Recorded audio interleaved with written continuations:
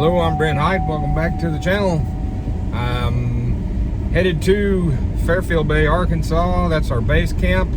Going to meet up with L.A. Marzulli, Mondo Gonzalez, Doug Thornton, and Trey Vernon. And then later on, we're going to meet up with Gary and Brandon Haven and Timothy Alberino. We've got a project that we're working on, but we have snow that is hindering us right now. And it's coming down pretty good. So hopefully we'll all arrive there safe, and in a day or two when this thing thaws out, maybe we will get on to our project. We're going to be looking at an earthwork in north central Arkansas in the Ozark Mountains. So stay with us.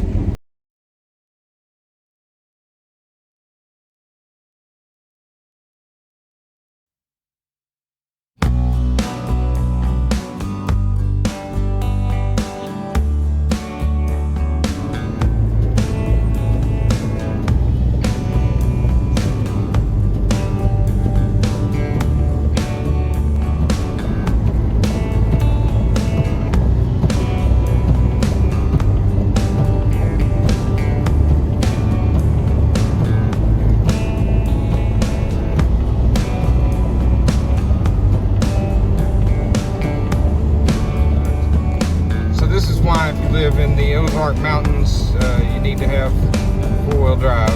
Only a couple of times a year, but it's good to have it when you need it.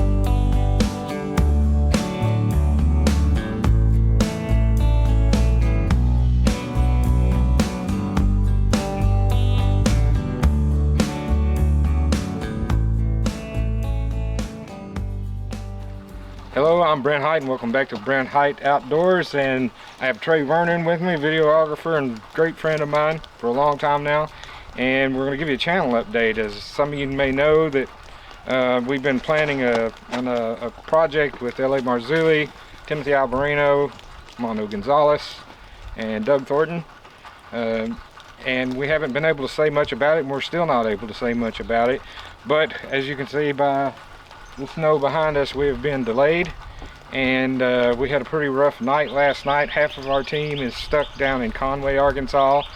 The other half of our team is, or a third of our team I'll say, is stuck up in Springfield, Missouri area, and we're stuck kind of in the middle. We still can't reach our location that we were going to do an archaeological survey on. So tell us a little bit about your trip up last night, Trey. Well, I got up and went to work. I work in Camden.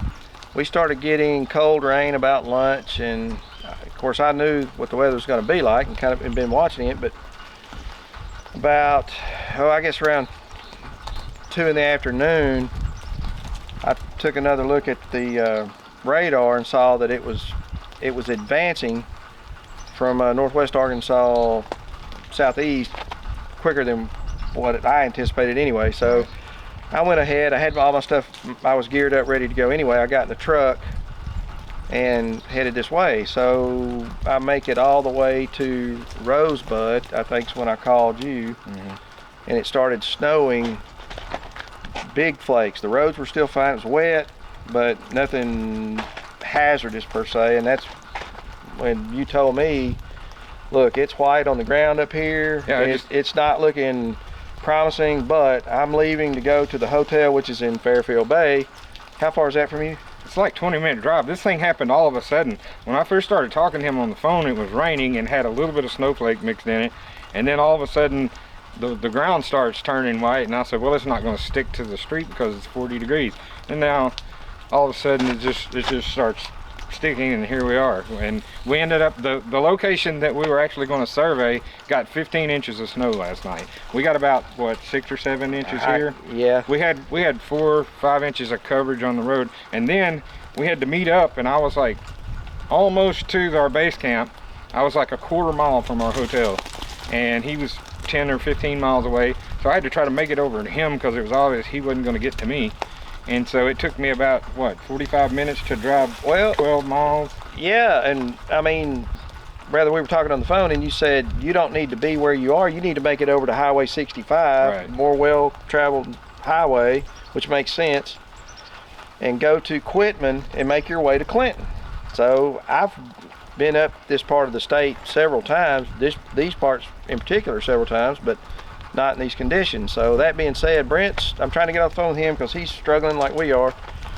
I am rather, and I get to Quitman and start following the Google Maps to Clinton and saying there's a delay.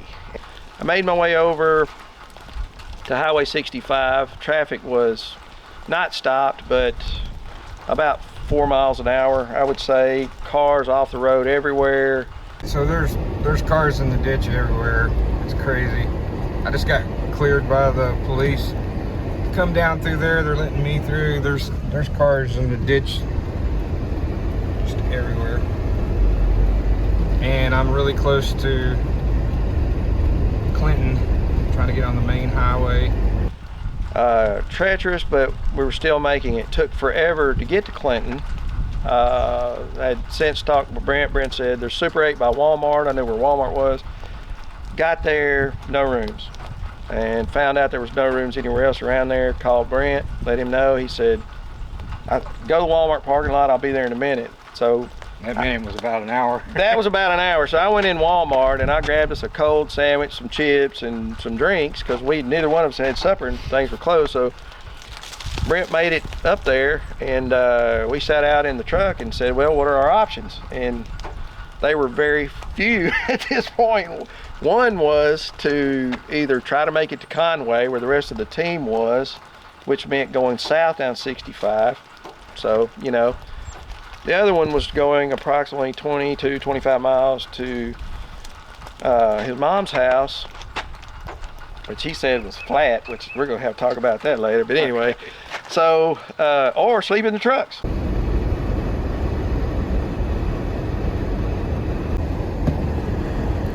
Alright, finally made it to base camp. And this is not the intended base camp, but made it somewhere. Been driving for 3 hours.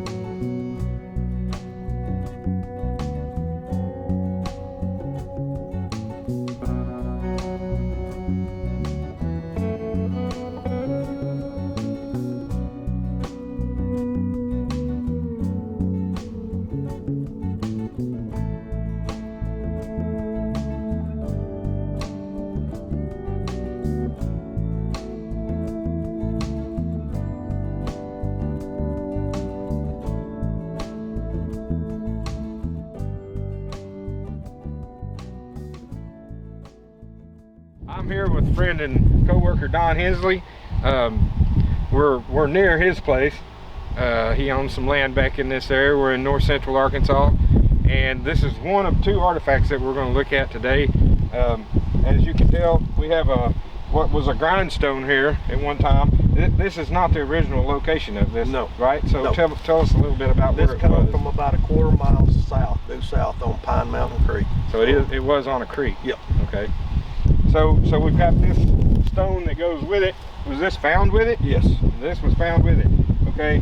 And then we're showing this portion over here. If you can come over here and look at this a little bit. We got another part of the stone here, and this fits in there. This was ground, but there is a groove that comes down here to drain something maybe, or maybe this was used to make medicine, or it could have been for making paint or something, but this was probably used for grinding corn or some kind of grain into a mill. So something really unique here. It's a big stone. So the owner moved this with a backhoe or front end loader or something? He moved it with a big track hoe. Okay. So anyway, this is the first of two things that we want to show you. We're going to have to drive to different locations to show you the other artifact, but this is definitely neat to look at and an interesting part of history.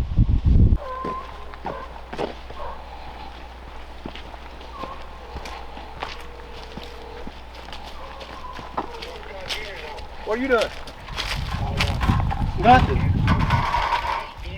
Seeing why they couldn't make it up the hill. The daggum state employees had all the trucks. Oh yeah. They was messed up right there. It's right down here.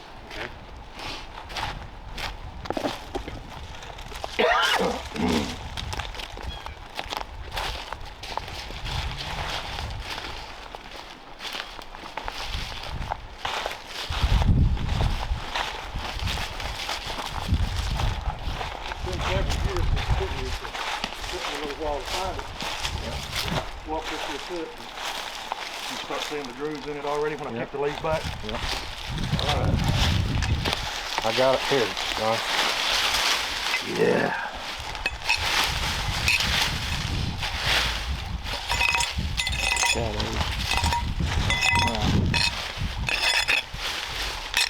Well, this is a pretty big stone here, isn't it? Yep. There is an indentation at the top of that. Yep. Oh.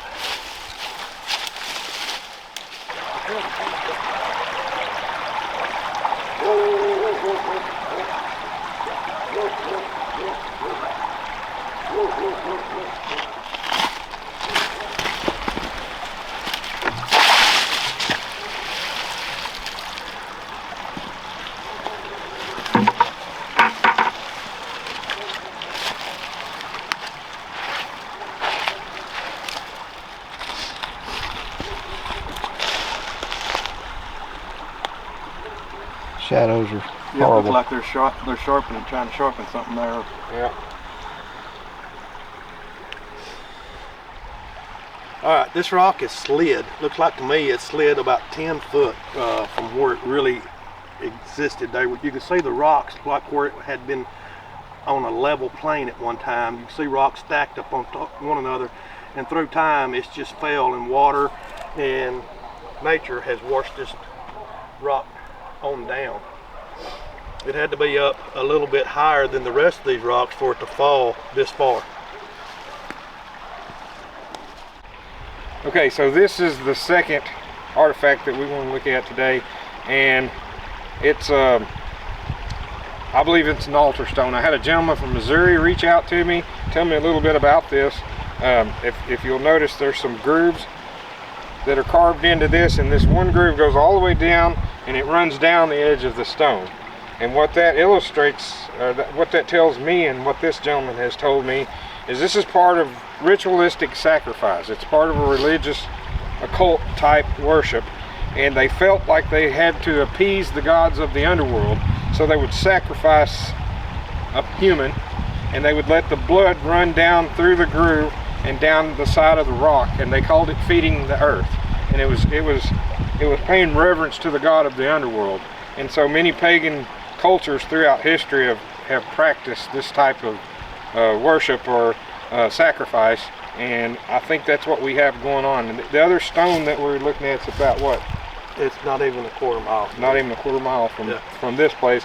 And what's the name of this creek here? Pine Mountain Creek. Pine Mountain Creek. And there's been several artifacts found on this Yes. creek. Is that right? Yeah, All right. several. I found blocks when I was a kid. Right down through here. Yeah. So if we might be able to look at some of the artifacts later and kind of date this site according to what artifacts have been found here. But this seems to me something that goes back maybe pre-Native American. And we've talked about that a little in some of our previous videos. But this is interesting to say the least, and I appreciate you bringing us out here and You're showing welcome. us. No problem. Come back anytime. All right. I know you told your friend you're not okay. And tell me what's wrong and why you never said you felt that way. And guess you're trying to stay strong and fake a smile until I look away. But I've known you too long, it hurts to watch your blue eyes fade to gray as you fade away. As you fade away. Yeah, I'm about to fade away, cause every time I wake up I feel like it's Monday. Something's going wrong with all the chemicals up in my brain. All of a sudden I don't look at anything the same way. Gotta build up of my thoughts sitting in an ashtray. I'm sorry that I'm so inconvenient, okay. Just let me be me and I'll stay out of your way. I can see the way you look at me, I'm such a disgrace. I never really asked to be brought into this place. You wanna love me? Well then baby have a taste. All the highs and the lows, no you'll never be the same. I don't really wanna hurt you, but I can't control the pain. If you're sticking by my side, maybe we could be okay. Okay, maybe you could be the change I need today. I promise that I've never felt this way. I really hope that you will choose to stay through all the pain. I know you told your friend you're not okay. And tell me what's wrong and why you never said you felt that way. And guess you're trying to stay strong and fake